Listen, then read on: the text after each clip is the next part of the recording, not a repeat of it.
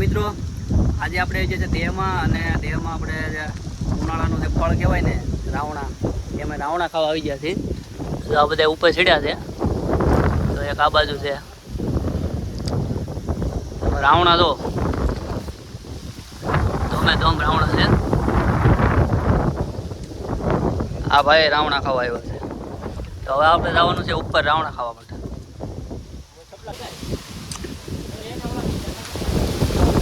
જો મિત્રો ખાલી રાવણા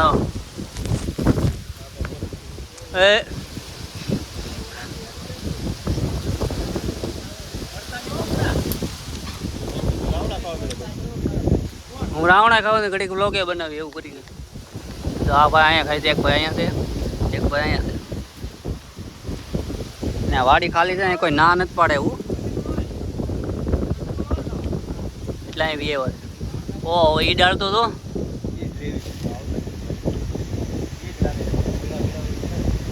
પણ એની કરતા બીજા ખાવ ને થોડા થોડા. એટલે હું તો કઈ લાવ્યો નથી. તમે બધા કોથળી લેવા હે?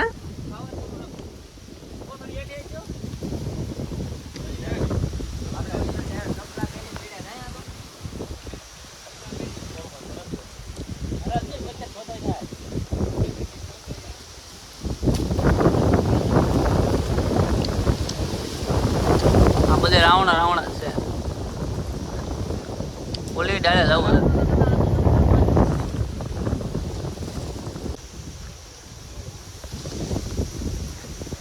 મિત્રો આપણે ઝાડવા પર ચડીને રાવણા ખૂબ ખાધા અને ખૂબ ચોડ્યા અને બહુ મજા આવી ગઈ.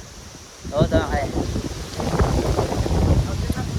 આવું મોટું થઈ જાય. તો આ બધા રાવણા છે. હજી ઉપર એ બહુ દાદા બધા છે. આ બધા નીચે ઉતરી ગયા છે.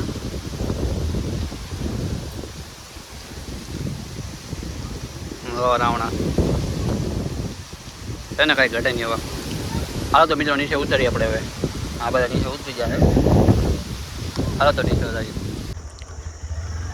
તો મિત્રો માએ રાવણા ખાવા ગયા હતા ને હવે જાય છીએ અમે ઘેરે. રાવણા ખાધા છે, ધોમ રાવણા ખાધા. તો આ પાછળ ગાડી આવે એ આપણે આ બધા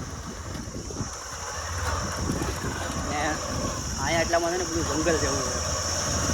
તો ચારે બાજુ બાવળિયા છે અને અહીંયા હાવજ જેવું બધું પણ હોય.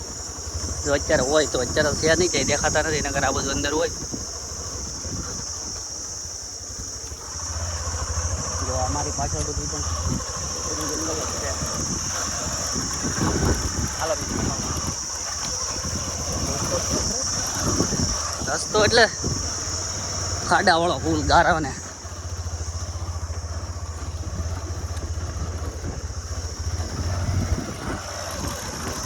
મિત્રો અને બીજા આપણે જંગલમાં શંકર ભગવાનનું અહીંયા મંદિર આવેલું છે. મહાદેવ છે.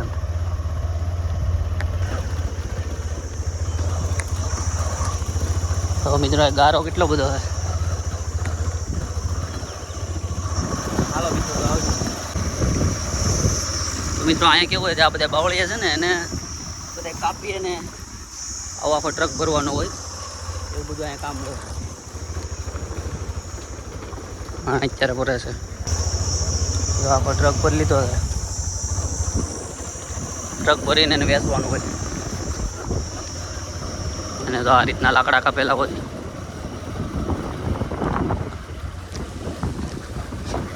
આ રીતનો બધે તપ્પા કરી અને ટ્રક ભરવાનો હોય. આવું બધું અહીંયા કામ હાલતું હોય. કારણ કે બધું ગામડામાં બધું આવું કામ હોય. લાકડા કાપવાનું, ખેતરમાં કામ કરવાનું એવું બધું. તો આ બધી ઈજ છે. આપણા મામાની વાડી છે.